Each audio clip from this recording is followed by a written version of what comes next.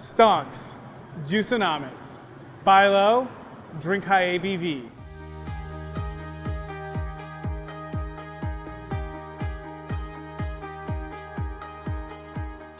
Today we're going to be talking about Juicinomics, one of our double IPAs we have in our portfolio. This is a really fun one because it isn't one of our named double IPAs or named hop beers, where the highlight is that individual hop. The inspiration for this beer actually came from avocado toast. I was trying to make one of the hypiest, juiciest double IPAs out there. When I first made this beer, I picked what I thought were two hops that really exemplified that hype: Citra, which everyone loves, and Idaho 7, which is slowly becoming a really, really popular hop. Turns out though, and this is a really interesting tidbit about making beer in general, personally, Citra Idaho 7 was not my favorite hop combo. They didn't complement each other as well as I thought. I tried doing this beer a couple times with just Citra Idaho 7 in different ratios. Eventually just kind of gave up on that idea that Citra and Idaho 7 were as good as avocado on toast. So moved on and have since used Idaho 7 in other beers and found Mosaic and Idaho 7 to be highly, highly complementary. And so I kind of looked for inspiration in more hypey, juicy beers, because that's what this beer really needs to be. Had Firestone Walker's Double Mind Haze. You may not think of them as a hypey brewery at this point. You can go get this beer at Safeway.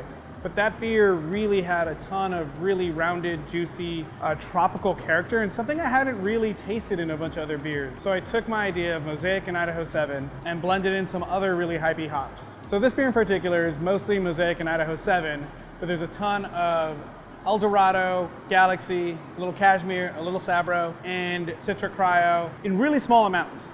What that does is really help blend the tropical flavor. This beer isn't necessarily just a one-note character, just a little bit of spice of all these other hops. Firestone Walker, they do that because they make huge amounts of IPA. They need to be able to get a fairly consistent flavor year over year. So being able to blend in stuff that I have now found in small amounts really helps juicify beers. This is something you should really bet on.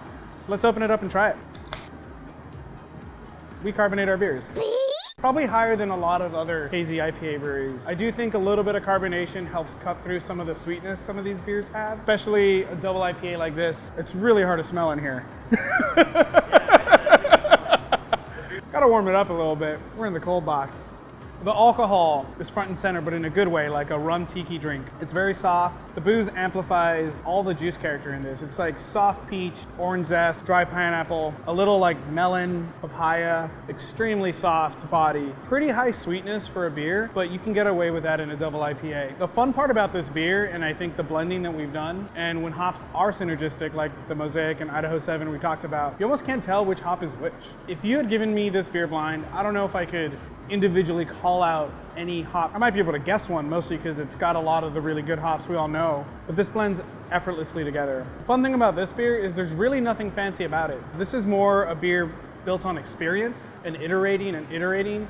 Just because you have an idea and you really want to force the issue, that doesn't mean it's going to work. I do think hazy doubles are really where hazy beer shines. There's something about the high octane alcohol. I don't know if it works as a solvent to help pull all that character out of the hops, but the epitome of a hazy beer is in the double IPA. I think about a 7% West Coast is where they shine.